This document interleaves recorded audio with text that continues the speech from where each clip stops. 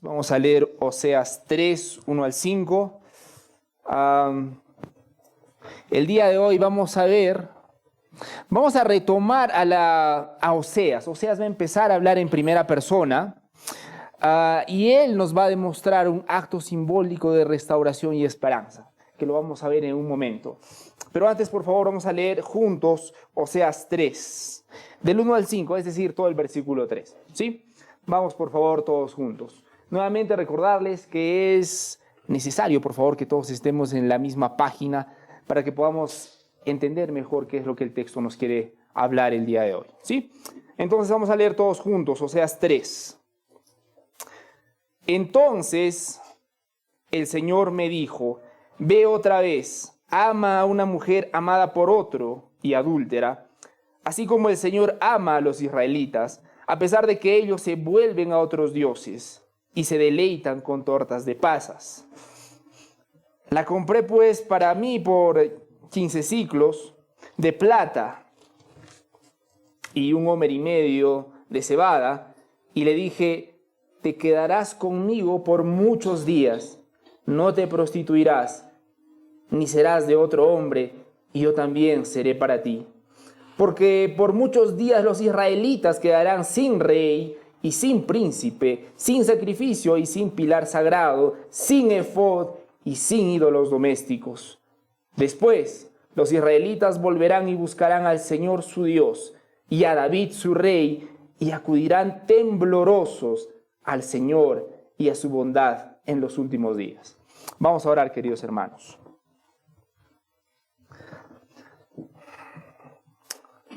Padre Santo, te agradecemos. Te agradezco, Señor, infinitamente este día. Te agradezco, Señor, porque tú nos conoces a cada uno a la perfección. Padre Santo, muchas veces podemos querer mostrar ser alguien que no somos, pero, Señor, a ti, Padre Santo, nadie te engaña. Y esa es una de las cosas que me confirma que eres inmensamente bueno y santo, que a pesar de nuestra maldad y pecado, tú todavía nos sigues dando un día más de vida. Señor, gracias por este día. Gracias por todas las personas que han venido el día de hoy. Señor, estoy seguro que lo único que impacta realmente en las vidas de cada uno de nosotros es tu gloriosa palabra. Señor, entonces te pido, por favor, que tu palabra brille el día de hoy, que tu palabra confronte, anime y vivifique el día de hoy, Señor. Te pido por las personas que aún no te conocen. Señor, ayúdales, Padre Santo, para que puedan comprender y ver tu inmensa majestad y santidad, Señor. Te pedimos en esta hora que nos ayudes y que bendigas este tiempo. Padre Santo, aún dame la claridad, Señor, para poder explicar tu palabra. Y por supuesto, Señor, te pedimos un corazón humilde que nos ayude a recibirlo. Padre Santo, te pido todo esto en el nombre de tu Hijo Jesucristo. Amén. Amén, queridos hermanos.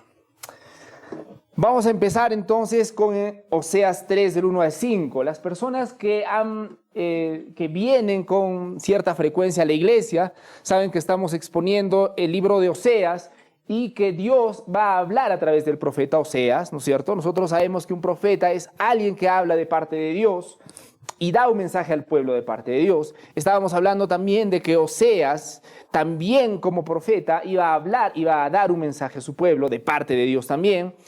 La diferencia con Oseas, el pequeño gran detalle con Oseas, es que Oseas iba a hablar a su pueblo a través de su vida.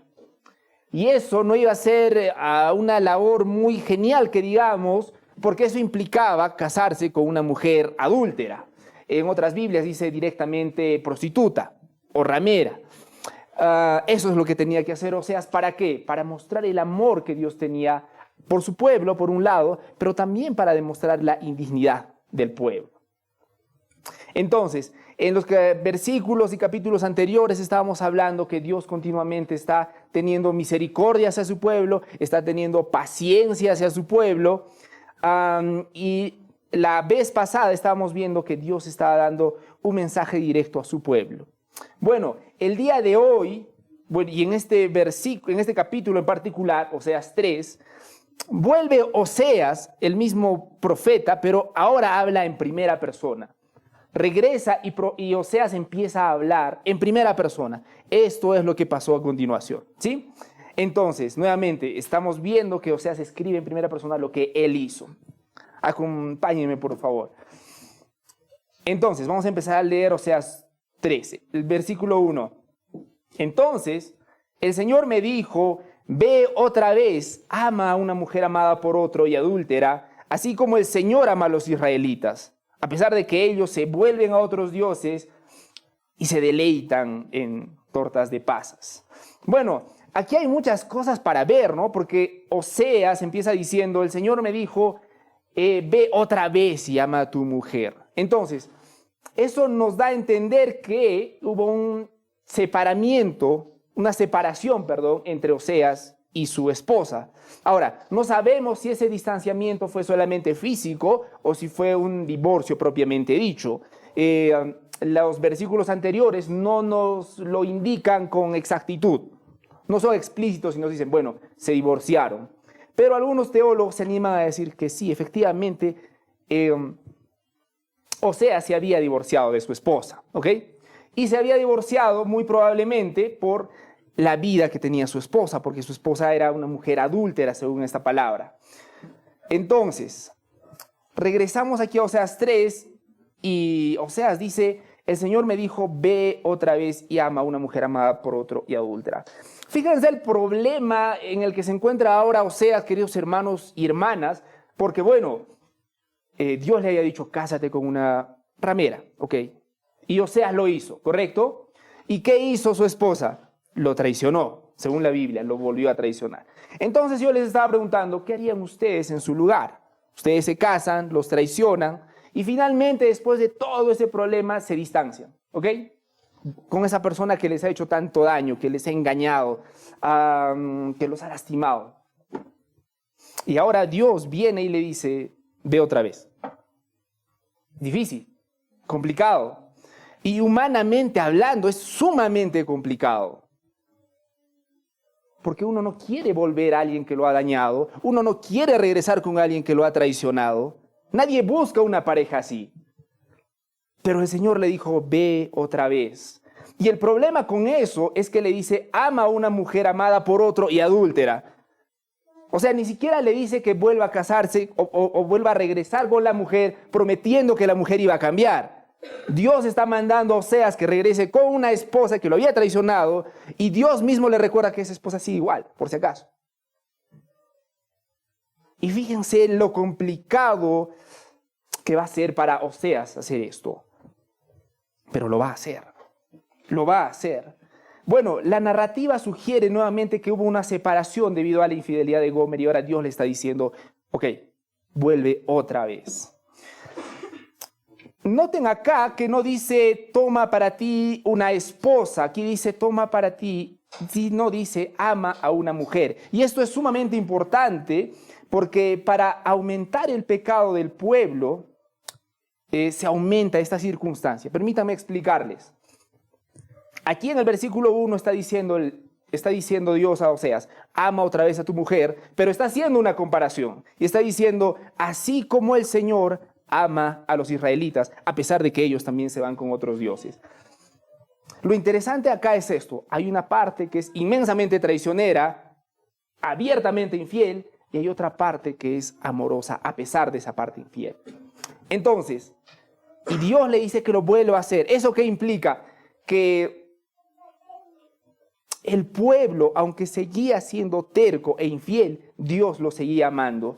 Y eso hacía que el pecado del pueblo aumentara. No, me explico.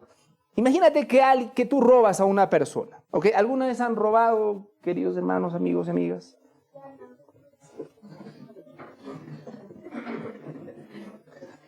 Ok. No se preocupe, hermanos.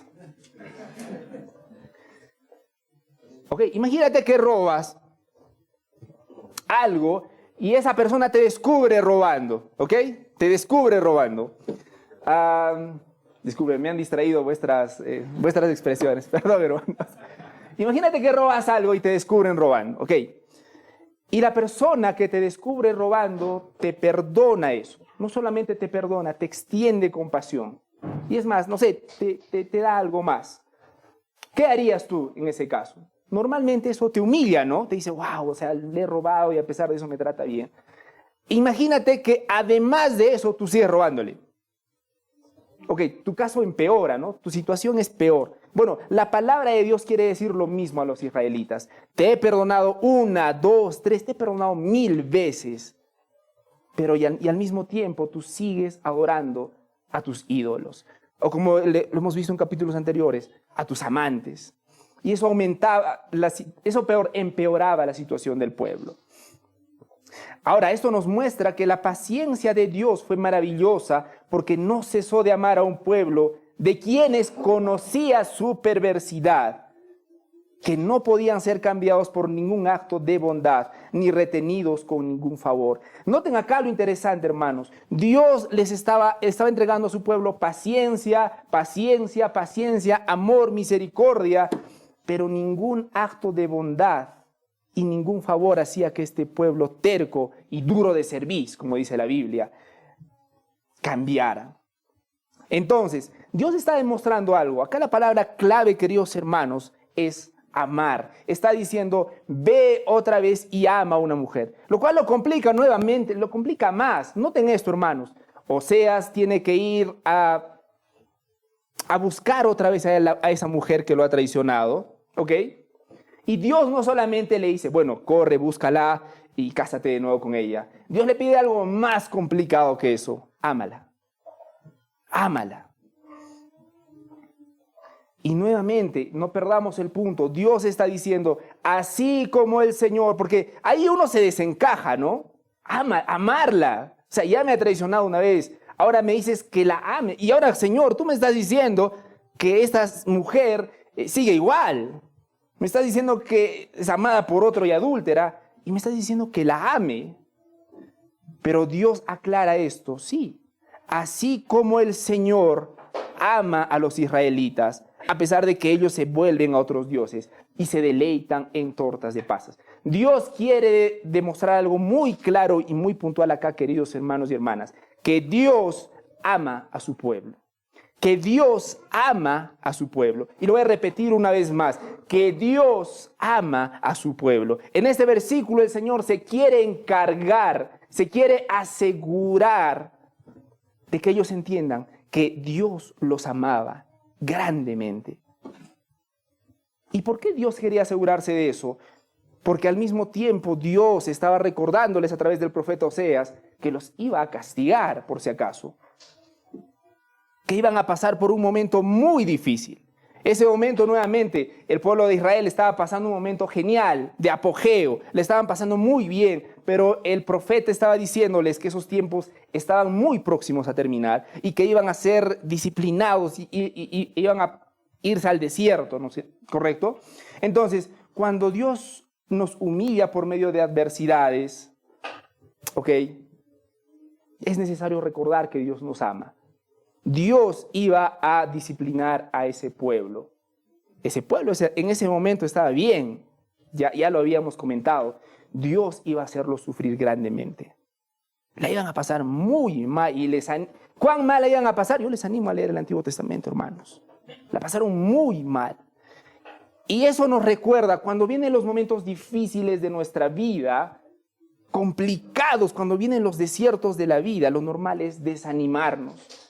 Lo normal es que el dolor nos consuma. Lo normal es ensimismarnos y decir, ¿qué está pasando? Y Dios lo sabía muy bien. Dios sabía que su pueblo, en medio de ese dolor, la tendencia de ese pueblo iba a ser hundirse cada vez más. Es por eso que Dios quería asegurarse de lo siguiente. En medio de tu sufrimiento, porque vas a sufrir, porque es necesario que sufras, yo quiero que recuerdes algo. Yo te amo. Yo te amo. Y cuando Dios nos humilla, queridos hermanos, por medio de adversidades, lo voy a repetir, Dios nos humilla por medio de las adversidades. Porque algunas personas piensan que nos pasan ciertas cosas malas por una terrible casualidad, ¿no? Como diríamos acá, porque, no sé, estamos muy salados ese día. Pero nosotros no creemos ni en la casualidad, no sé, ni en las heladerías, si puedo usar esa palabra. Creemos en la providencia de Dios. La providencia de Dios significa que Él tiene el control de las cosas. Bueno, y entonces cuando nos pasan cosas difíciles, cuando vienen adversidades en nuestra vida, quiero que recuerden algo, hermanos. Es Dios humillándonos a cada uno de nosotros. No son las circunstancias, no es la vida que se está poniendo difícil, es Dios que nos está humillando a nosotros. Porque es distinto cuando lo ves así, ¿no? Ay, la vida me está tratando un poco difícil, son cosas que pasan. No, para la Biblia Dios siempre tiene el control de las cosas. Entonces, cuando Dios nos humilla por medio de adversidades, cuando nos muestra algunas señales de severidad o ira, porque recuerden, al que Dios ama, disciplina. Cuando Dios nos muestra algunas señales de severidad o ira, no podemos sino fallar instantáneamente. Si no se nos ocurriera este pensamiento, que Dios nos ama nuevamente. Porque las adversidades nos hacen ver falibles, vulnerables, frágiles, débiles, humanos, y nos recuerdan que no somos Dios. Y nos recuerdan que no somos Dios. Pero es necesario, queridos hermanos, y en medio de todo eso, nuevamente, Dios quiere encargarse de recordarnos a cada uno de nosotros que Él nos ama. Dios consuela aquí los corazones de los creyentes para que pudieran llegar con seguridad a la conclusión de que eran amados aun cuando eran castigados. Dios quiere encargarse de eso, de que su pueblo recuerde que era amado aún en medio del castigo. Y eso, por supuesto, también que aplica a cada uno de nosotros. Dios da a entender que aunque el exilio sería triste y amargo, aún así el pueblo a quienes trató de manera tosca y severa era muy querido para Él. Entonces el Señor en el versículo 1 estamos mostrando qué es lo que está queriendo decir a su pueblo. Ama otra vez a una mujer amada por otro y adúltera, así como el Señor ama a los israelitas, a pesar de que ellos, estamos en el versículo 1, seguimos en el versículo 1, a pesar de que ellos se vuelven a otros dioses y se deleitan con tortas de pasas. Y bueno, ¿qué tiene de malo con deleitarse con tortas de pasas, hermanos? Bueno, las tortas de pasas eran dulces populares en la antigüedad, no eran malas en sí mismas. No sé si alguien de acá comió una torta de pasa. Okay. Alguien va a ir a la panadería terminando el servicio. Pero bueno, las tortas de pasas en ese tiempo eran dulces populares, pero que se utilizaban en celebraciones y rituales religiosos. Ahora, en el contexto de este versículo, las tortas de pasas simbolizan la indulgencia en placeres y rituales, con la idolatría y el alejamiento de Dios. Nuevamente, entonces estas tortas de pasas eran tortas dulces, pero que representaban algo más, recordaban celebraciones y rituales religiosos que se asociaban más a la idolatría. Entonces, es una manera de decir que el pueblo no solamente buscaba a Dios, sino que se deleitaba en los placeres que el mundo les podía dar, ¿no? Bueno, pasamos a la segunda parte. Dios le dice algo, ¿no? Dios le dice a Oseas, bueno, ve otra vez, ve otra vez y ama a esa mujer. Vamos a ver la respuesta de Oseas. Vamos, por favor, todos al versículo número 2. Y Oseas dice: la compré pues para mí por 15 siclos de plata y 1 homer y medio de cebada. Yo se los voy a leer la versión de Dios habla hoy porque se entiende un poquito mejor. Entonces adquirí una mujer para mí por 15 monedas de plata y 330 litros de cebada. Ok, esto nos pone en ciertas complicaciones porque, miren, Dios le dice, corre, busca una mujer, ama a esa mujer. Y en el versículo 2 inmediatamente nos dice que la compró por cierta cantidad de dinero. Y eso nos hace preguntar inmediatamente por qué la compró, ¿no? Porque en los versículos anteriores no nos dice qué pasó con Gomer. No nos dice qué ocurrió con ella para que Oseas vaya y llegue al punto de tener que pagar por ella. No sabemos. ¿Por qué tenía que pagar por Gomer? Gomer estaba endeudada, y tenía que pagar ese dinero para rescatarla. Gomer había llegado a una situación tan triste que finalmente se había convertido en una esclava y por eso Oseas tenía que pagar. No lo sabemos. La Biblia no nos lo dice, simplemente nos dice, bueno, Oseas simplemente se limita a decir, bueno, la compré por 15 monedas de plata. Yo sé que en algunos de los versículos que tienen ustedes dice 15 ciclos, ¿correcto? 15 ciclos, ok. Son 15 monedas de plata, no se preocupen, para entenderlo todos, ¿sí? Son 15 monedas de plata. Entonces, Oseas no nos dice exactamente qué pasó con ella, simplemente nos dice, bueno, tuve que pagar por ella. Tuve que pagar por ella. Ahora, aquí dice que Oseas tuvo que pagar 15 monedas de plata por la mujer. Entonces, 15 monedas de plata, pónganse a pensar en eso. 15 monedas de plata, ¿les parece mucho o les parece poco? Viene vuestro galán, hermanas solteras. Viene vuestro galán, ustedes están en un estado de esclavitud y él las va a redimir, él va a pagar por ustedes. Y viene y dice, amada esposa o amada, voy a pagar 15 monedas de plata. ¿Qué dicen ustedes, hermanos? Esas caras de indignación, hermanas, me dicen todos. ¿De plata? ¿15?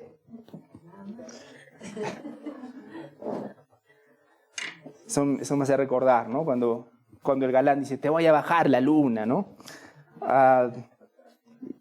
Y este hombre iba a pagar 15 monedas.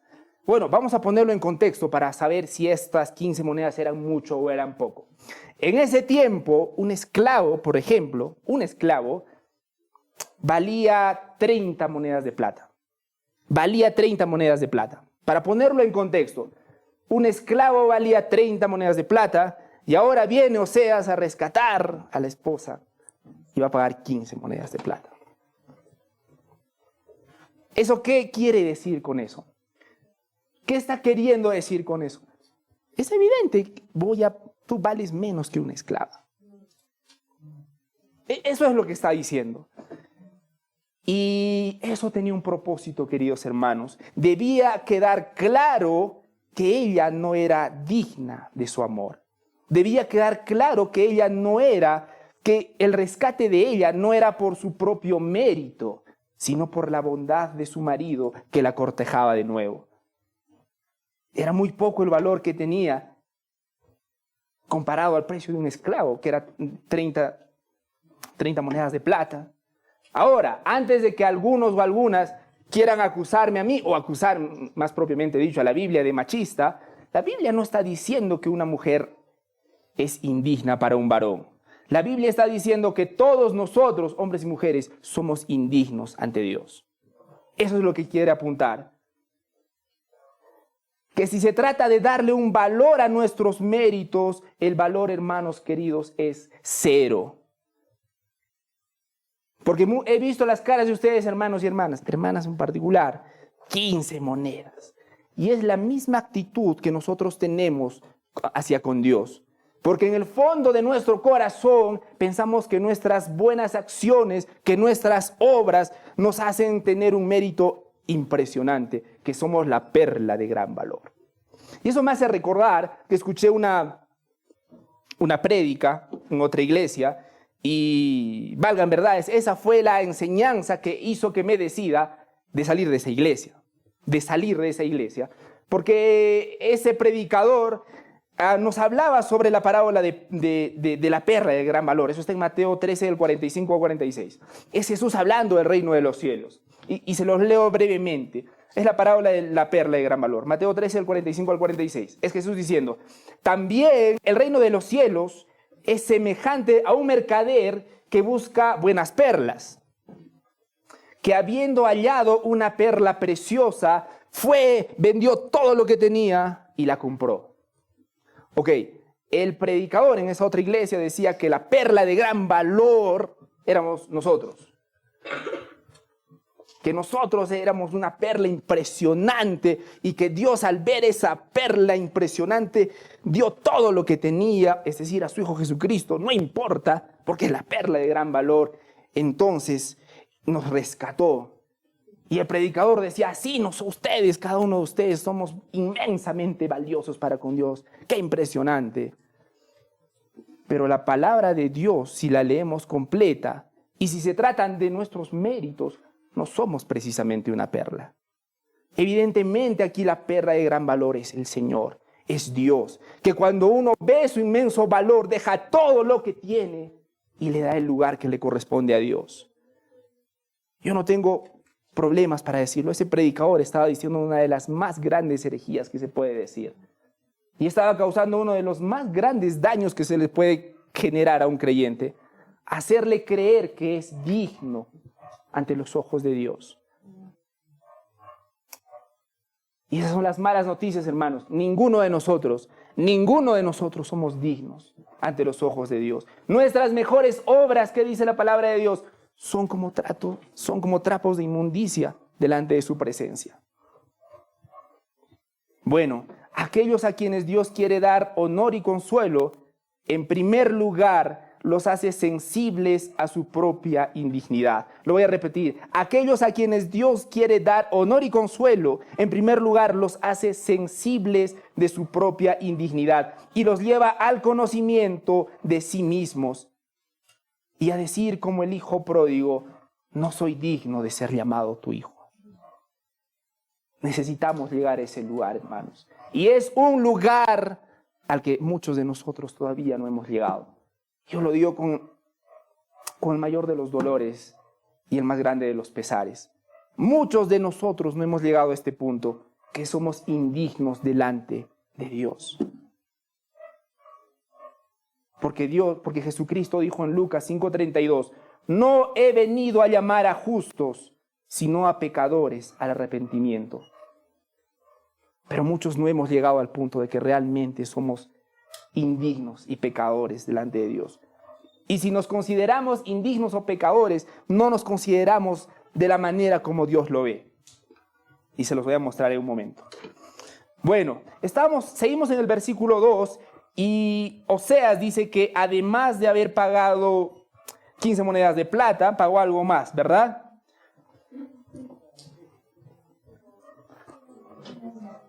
$330 litros de cebada. Ok, para recordar algo interesante acá, es que bueno, si 15 monedas de plata les parecía poco, ahora quiero que vean qué significaba pagar con cebada. En ese tiempo, la cebada era la calidad más básica de alimento que tú podías consumir. Las mujeres respetables no vivían de cebada. Era en un sentido rebajarse consumir cebada, porque la cebada era comúnmente utilizada como alimento para los animales. Entonces, en ese tiempo, ellas consumían harina de grano o fina harina de trigo, ¿no? Y si hubiese harina integral, por supuesto que también lo hubiesen comprado. Pero en ese tiempo, la cebada era usada para los animales, y eso es lo que pagó por su esposa. O bueno, no sabemos si ese rato se habían divorciado. Vamos a decir por Gomer. Y no solamente una calidad básica, sino tenía que ser una pequeña cantidad. ¿Qué está queriendo decir con esto? Dios, aunque le favoreció no inmediatamente con el honor de ser una esposa, porque muchos teólogos dicen que en ese punto estaban divorciados, y en ese punto Oseas no va y dice directamente te vas a casar conmigo, sino que la está comprando. Recordemos que en ese tiempo los esclavos tenían que ser comprados, redimidos es la palabra, ¿no? que usa las escrituras. Dios, aunque le favoreció no inmediatamente con el honor de ser una esposa y un sustento generoso, sin embargo no dejó de amarla. Entonces las mentes de los creyentes fueron sustentadas para soportar pacientemente sus calamidades, pues es un consuelo inefable saber que Dios nos ama. En medio de todo eso, fíjense acá, en medio de todo eso, que iba a pagar una miseria por Gomer, y que le iba a dar el alimento de la más baja calidad, ella tenía que recordar lo más importante, que él la estaba amando. Y perdemos muy fácilmente ese punto, queridos hermanos. Perdemos muy fácilmente ese punto. Vienen las circunstancias, vienen las carencias, las cosas no salen como estábamos esperando y nosotros inmediatamente quitamos la vista de Dios. Y nosotros necesitamos recordar, hermanos y hermanas, amigos y amigas, que Dios nos ama. Que si Dios está permitiendo en este momento un momento de aflicción en nuestras vidas, no es porque Él se complazca en que la pasemos mal. Es porque lo necesitamos, es porque nos está disciplinando, pero necesitamos recordar esto, hermanos. Dios nos ama. Yo les quiero hacer una pregunta. Cuando estamos en momentos de dificultad, cuando estamos en momentos de aflicción, ¿cómo reaccionamos? ¿Qué hacemos? ¿A dónde acudimos? Bueno, algunas personas acuden al alcohol, pero muchos de los que dicen ser cristianos no estamos mejores, queridos hermanos. Porque podemos acudir a cualquier otra cosa que no sea Dios. ¿Cuántos de nosotros en medio de la dificultad nosotros decimos, Señor, ayúdame a recordar que tú me amas? ¿Cuántos de nosotros en medio de la dificultad hacemos una pausa a todo lo que está pasando y nos recordamos lo siguiente, Señor, tú me amas, tú me amas? Porque el Señor acá quería encargarse de que su pueblo lo supiera. La iba a pasar mal, nuevamente, la iba a pasar muy mal. Pero Dios también al mismo tiempo quería asegurarse de que su pueblo era amado. Vamos a pasar al versículo 3. Entonces, estábamos en que Oseas la compra, la redime, y le dice lo siguiente. Bueno, antes de pasar al versículo número 3, yo quería decirles algo interesante también. En el versículo 2, Oseas no expresa sus emociones, no expresa sus sentimientos. Él no dice, bueno, me costó, o bueno, no me costó, pasó esto por mi cabeza. Oseas se limita a decir, la compré pues por 15 ciclos de plata, o por 15 monedas de plata. Lo cual nos puede indicar que Oseas no estaba precisamente muy gozoso al hacerlo. Pero recordemos por qué lo hizo, y la razón es el versículo número 1. El Señor me dijo. Y no solamente tenía que comprarla, nuevamente tenía que amarla y amarla de corazón.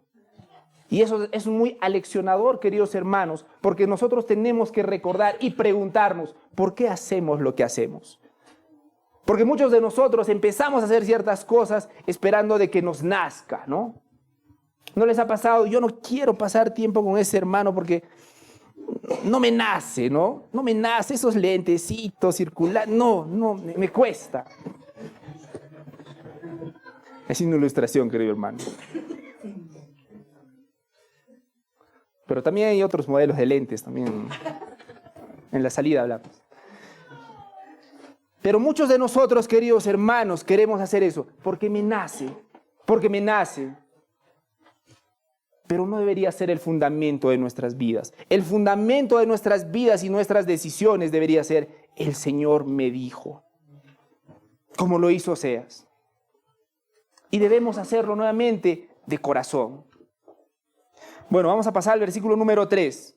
Y le dije, es Oseas hablándole a Gomer, te quedarás conmigo por muchos días, no te prostituirás ni serás de otro hombre, y yo también seré para ti. Miren lo interesante, queridos hermanos. No solamente la redime, ahora le está diciendo dos cosas muy importantes. Vas a estar conmigo, vamos a estar juntos. La segunda cosa, no te prostituirás. Y la tercera cosa, yo también seré para ti. Noten que no es un esposo que simplemente dice, bueno, te he comprado, ya qué vamos a hacer, quédate. Ahora Oseas está siendo intencional y está amando a su esposa como debería amar a una esposa. Bueno, nuevamente, a Gomer, disculpen. Y le dije, te quedarás conmigo por muchos días. Estamos en el versículo 3. No te prostituirás ni serás de otro hombre, y yo también seré para ti. Una de las cosas que quiero resaltar aquí es la parte en la que dice, no te prostituirás. No es suficiente avergonzar, y eso nos indica lo siguiente, hermanos, y esa es la siguiente reflexión. No es suficiente avergonzarnos de nosotros mismos por los pecados que hemos cometido y justificar a Dios cuando nos corrige por ellos. Debemos tomar la resolución con la fuerza de la gracia de Dios de no ofenderlo más, de no alejarnos de Él para prostituirnos, yéndonos tras el mundo y la carne. Miren, Oseas ya la había redimido. Noten eso. Oseas le dice a Gomer, no te vas a prostituir. Pero antes o después de que ya la había rescatado. Se lo dice después de que lo había rescatado. Entonces, Gomer, la orden que recibe Gomer de no prostituirse, eso no la iba a hacer libre. Ella ya era libre. Pero esa orden de no prostituirse más implicaba que ahora que ella era libre, ahora ella tenía que tener una nueva vida en consecuencia. ¿Por qué lo digo? Porque muchos de nosotros, aun siendo salvos por la gracia de Jesucristo, se nos ordena que no pequemos más. Porque algunos piensan que, bueno, me salvó Jesús, qué felicidad, qué bonito, y ahora soy libre, ¿no? Y lo toman como una licencia para seguir pecando. Pero aquí Oseas habla con su esposa y le dice, no te prostituirás. Nuevamente, ya la había redimido. No era necesario que ella dejara de prostituirse para ganar su libertad. Y eso nos recuerda lo que Dios hizo por nosotros. Nos recuerda a Jesús diciendo, ve y no peques más. Eso está, por favor, les animo a que lo anoten, en Juan 8 del 10 al 12. Juan 8 del 10 al 12. En esta parte de las Escrituras, agarran a una mujer que la habían sorprendido en el mismo momento del adulterio, la agarraron, ¿no es cierto? Curiosa cosa, solamente agarraron a la mujer y al hombre no, pero eso es motivo de otra reflexión. Y se la llevan a Jesús, ¿se acuerdan? Agarran a esa mujer, se la llevan a Jesús y los hombres, para provocar a Jesús, le dicen, ¿ahora qué hacemos? ¿Correcto? ¿Y qué hace Jesús? Él es en esa parte en la que Jesús dice, el que esté libre de pecado, que tire la primera piedra. Y todos, acusados por sus mentes, empezaban a irse uno por uno. En ese contexto, en el versículo 10, podemos apreciar una de las escenas más conmovedoras de la Biblia, hermanos. Porque ya se han ido los acusadores, ahí está la mujer avergonzada en su pecado. Nuevamente, hermanos, ¿qué pasaría si alguien es descubierto en vuestro pecado? Cada uno imagínense que tienen algún pecado y los descubren y los traen públicamente. ¿Es vergonzoso o no? Es muy vergonzoso. Y así estaba la mujer, sola, ahí, abandonada, desprestigiada, deshonrada, pero también por su pecado, sí, pero ahí estaba. Y en ese contexto Jesús dice, enderezándose Jesús, le dijo, mujer, ¿dónde están ellos? Ninguno te ha condenado. Y la mujer le dice, ninguno, Señor, respondió ella. Entonces Jesús le dijo, yo tampoco te condeno. Vete y desde ahora no peques más. Miren lo interesante del perdón de Dios, queridos hermanos. Él nos da su perdón, Él nos da su perdón. Eso es un hecho, hermanos. Pero también nosotros olvidamos que después nos dice Dios, no peques más. No peques más. Lo interesante de ahí, queridos hermanos, es que después de decirle no peques más, porque aquí hay un pequeño gran problema. Una vez muchos de nosotros hemos sido salvos, hemos creído en Jesucristo como nuestro Señor y Salvador. Sabemos que Jesús nos dice no peques más. ¿Es fácil no pecar más? ¿Qué dicen, hermanos?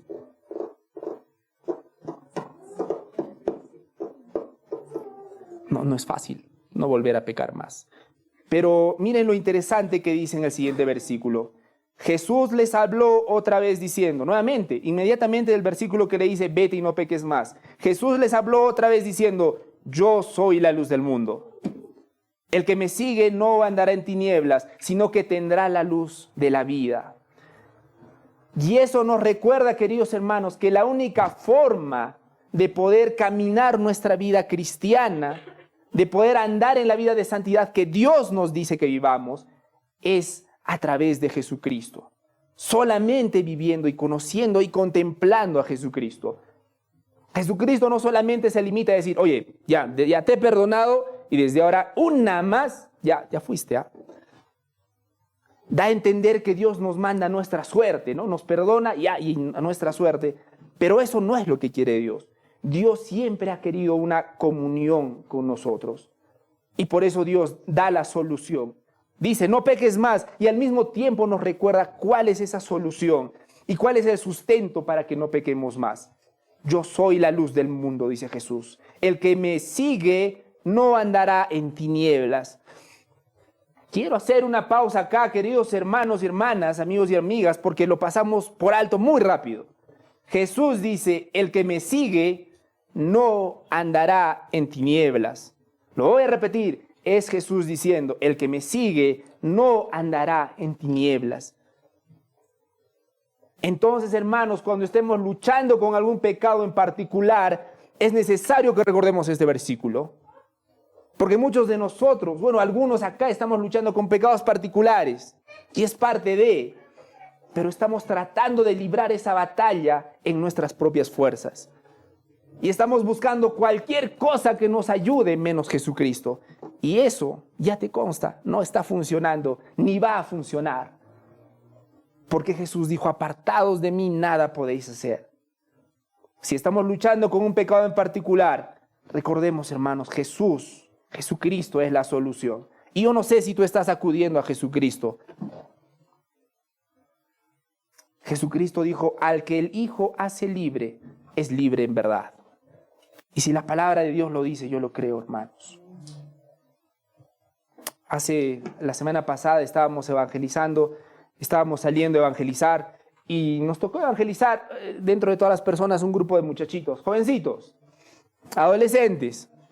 Y yo empecé a evangelizarles, ¿no? Les decía, oigan chicos, ¿ustedes se consideran unas buenas personas? ¿Son buenos o malos? Somos malos, todos me decían. Pero me lo decían como con orgullo, ¿no? No sé cómo decirlo, con una gracia, ¿no? Somos malos. Ok, son malos. Y les expliqué que hay un Dios que juzga, ¿no? Que manda al cielo, al infierno. Al cielo va a mandar a las personas buenas y al infierno a las personas malas. Y si eso es cierto, muchachos, ¿a dónde un Dios justo debería mandarles? ¿Al cielo o al infierno? Y ellos dijeron con una alegría y una sonrisa de oreja a oreja, ¡al infierno! Y bueno, esos muchachos, me frustró, dicho sea de paso. Ahora que se los cuento es genial, ¿no? Pero ese rato me costó, tengo que confesar. Pero yo quería comentarles algo, hermanos. A veces pienso que hay más esperanza para esos muchachos que algunas personas que vienen a la iglesia. Y yo les digo por qué. Porque al menos ellos, en medio de su chiste, en medio de su tontería, saben que son pecadores y saben que van a ir al infierno. De pronto, por la juventud, ellos piensan que el día de su muerte está muy, muy lejano, pero al menos ellos saben. Ellos no se consideran buenos. Pero muchos de acá, queridos hermanos, nos consideramos buenos y no precisamente por la gracia de Dios. Eso es una de las cosas que me causa más tristeza. ¿Saben por qué lo digo? Porque he tenido muchas conversaciones de personas que están luchando con su pecado, que caen, recaen, y es una lucha constante, y yo entiendo que es frustrante, pero estas personas usan una frase en común, y la frase es la siguiente: me he dado cuenta que no soy digno, y no sé, estoy desesperado, es que yo no soy digno. Y me ha costado años, queridos hermanos, darme cuenta que ese no soy digno generalmente significa no quiero dejar de pecar. Lo voy a repetir, ese no soy digno, normalmente me he dado cuenta que significa no quiero dejar de pecar. No se refieren a un no soy digno como el hijo pródigo, a un no soy digno de corazón, a una persona que se siente profundamente compungida por su pecado y profundamente necesitada de un Dios. No, esas personas dicen no soy digno, no en ese sentido, no en el sentido de que se sienten totalmente mal porque han pecado contra un Dios santo, Esas personas dicen, no soy digno simplemente porque no hayan cómo decir, no quiero dejar de pecar. Y hay una gran diferencia, ¿no? No sé si se ha encontrado alguna vez en una situación económica muy complicada y a veces decimos, bueno, no tengo dinero, ¿no? No tengo dinero. Pero la realidad es que no tengas dinero, sino que estás bien ajustado. No sé, ganas 800 soles al mes y gastas, rascando, apretando, ajustando, gastas 800 soles, ¿no? Entonces estás con las justas, como diríamos acá, ¿no? Con las justas. Y ahí decimos, pucha, no tengo dinero. Bueno, no es que no tengas dinero, estás ajustado. Pero no tener dinero es literalmente, ¿no? No tienes absolutamente nada. No tienes nada de dinero. ¿Qué harían ustedes si no tendrían nada de dinero? Absolutamente nada. Nada, nada. De un momento a otro, la cuenta, los ahorros que tienes en el banco desaparecen. Los terrenos que tú tienes guardaditos por ahí para venderlo por si acaso desaparecen. No tienes nada de dinero, ninguna propiedad. Ahí sí no tienes dinero, ¿no?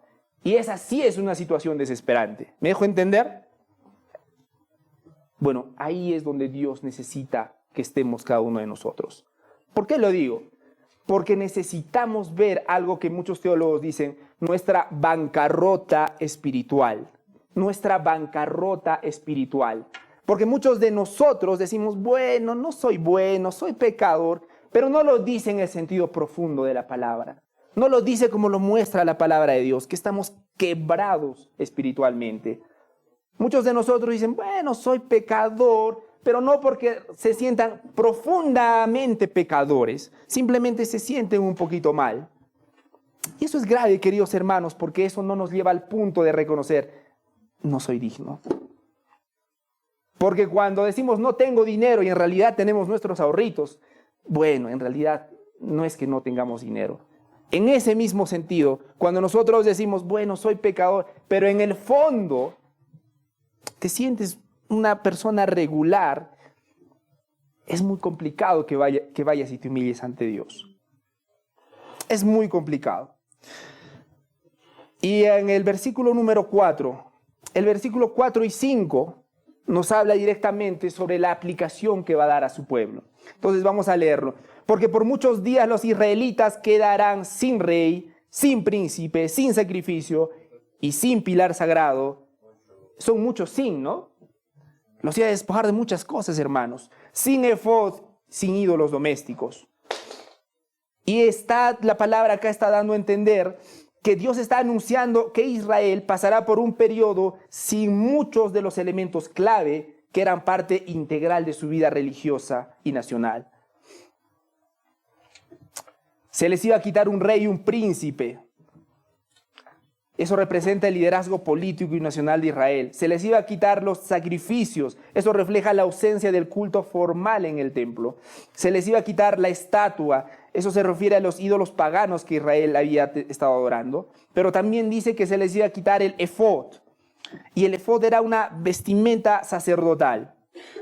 Era una vestimenta sacerdotal. Era una parte crucial del atuendo del sumo sacerdote. Sin terafines. Y los terafines eran ídolos domésticos y deidades menores que algunas familias de Israel tenían. Algunas veces lo utilizaban como una familiar, como un símbolo de herencia familiar, pero otras veces también lo usaban como algo a quien idolatrar. Pero vamos al versículo número 5, y en el versículo número 5 nos dice: después los israelitas volverán y buscarán al Señor su Dios y a David su rey, y acudirán temblorosos al Señor y a su bondad en los últimos días. Miren acá lo importante, hermanos. Después de pasar todo ese proceso de disciplina, los israelitas iban a volver e iban a buscar a Dios. Y no solo al Señor, y también dice que a David, su rey. Recordemos, hermanos, estaba dividido Israel, en Israel del norte e Israel del sur, ¿no es cierto? Miren qué haya pasado con Israel del norte, porque este mensaje es para Israel del norte. Dice que Israel del norte estaba liderado por Jeroboam. Se había separado del reino de Judá después de la muerte del rey Salomón. Jeroboam estableció su propio lugar de culto y sacerdotes, lo que le llevó a una ruptura religiosa y política. Ahora, en la parte del sur estaba Judá. Judá continuó con el liderazgo de Roboam, el hijo de Salomón, y mantuvo la lealtad de la dinastía de David. Se habían separado, tenían sus propias cosas. Y miren qué dice en el versículo 5. Los israelitas, hablando de Efraín, de Israel del norte, volverán y buscarán al Señor su Dios. ¿Y a quién como su rey? A David. Y eso es sumamente interesante porque era atacar su orgullo, porque significaba que iban a buscar al rey rival y a santuarios rivales. Tenemos otro inconveniente con David, porque David ya había muerto hace mucho tiempo. Entonces, ¿a quién se refiere? A alguien, al Salvador que iba a venir del linaje de David, Jesucristo. Y eso nos indica que no hay una manera de buscar a Jesús, no hay una manera de regresar a Dios excepto a través de Jesucristo, el mediador.